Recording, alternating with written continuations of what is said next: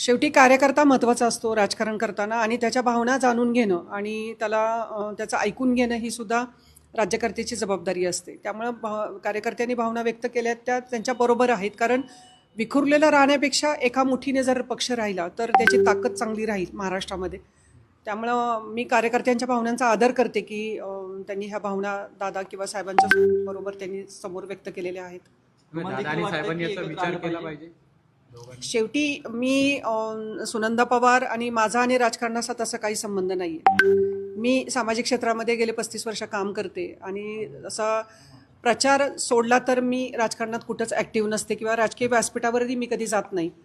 त्यामुळं राजकीय ह्याच्यामध्ये साहेब आणि दादांनी काय निर्णय घ्यायचा हा शेवटी पर्सनली त्या दोन पक्षाचा निर्णय आहे. त्यामुळे ते दोघं विचार करून निर्णय घेतील या बाबतीत मला काही कुठं काही शंका वाटत नाही. पण या विषयाची चर्चा मी साहेबांसोबत किंवा मी दादांसोबत किंवा मी रोहितसोबत आम्ही करत नाही. वैयक्तिक तुम्हाला काय पवारांच्या प्रचारात होतात मात्र वैयक्तिक तुम्हाला काय वाटतं हे दोन्ही एकत्र आले पाहिजे? नाही, केव्हाही हे फुटलेलं जे कुटुंब आहे गेले कितीतरी पिढ्या आम्ही एकत्र नांदतोय पवार कुटुंब. आम्ही सगळ्या सुखदुःखामध्ये सगळ्या अडचणींमध्ये आम्ही एकजीव होतो आणि अडचणीमध्ये होतो. जो जरी प्रत्यक्ष स्वतंत्रपणे इंडस्ट्री असेल सामाजिक क्षेत्र असेल आम्ही स्वतंत्रपणे काम करतो. पण शेवटी कुटुंब हे कुटुंब असतं. ती कुटुंबाची ताकद होती ती परत एका ठिकाणी यावी असं सगळ्या महाराष्ट्राला वाटतं, तसं मलाही वाटतं. आपण म्हणता ते बरोबर आहे.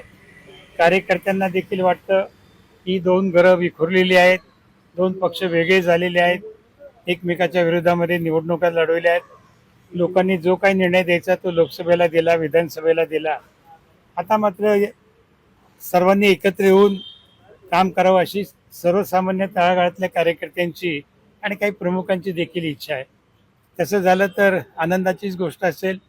पण अर्थात हे सगळं होण्यासाठी राष्ट्रवादी काँग्रेस पक्ष, शरद पवार पक्ष याचा जो अंतिम निर्णय आहे तो आदरणीय पवारसाहेब घेणार आहेत. त्यामुळे पवारसाहेब नेमका कोणता निर्णय घेतील हे काही त्यांचं मत मी काही सांगू शकत नाही. त्यांनी तो जर का तसा निर्णय घेतला तर सगळेच एकत्र येतील, काही अडचण राहणार नाही. पवारसाहेब जो काही निर्णय घेतील त्याला कोणताही राष्ट्रवादी काँग्रेस पक्षाचा कार्यकर्ता विरोध करेल किंवा आक्षेप घेईल असं मला वाटत नाही. आता भविष्य काळामध्ये पाहूया 2025मध्ये नेमकं काय होतंय हे येणारा काळच सांगेल.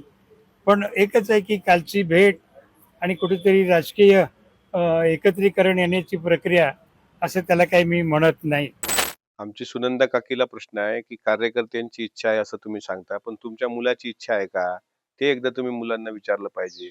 आता उद्या मंत्रिमंडळाचा विस्तार होतोय, राष्ट्रवादीचे काही कॅबिनेट आणि काही राज्यमंत्री शपथ घेत आहेत आणि काल जे काही कौटुंबिक भेट झाली ती वाढदिवसाच्या निमित्तानं कौटुंबिकच भेट होती.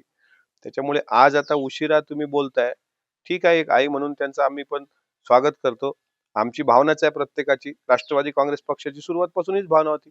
अजितदादांनी 1.5 वर्षापूर्वी षण्मुखानंदमध्ये काय भूमिका मांडली होती की विरोधी पक्षनेते पदात मला रस नाही, मला आता संघटनेची जबाबदारी द्या.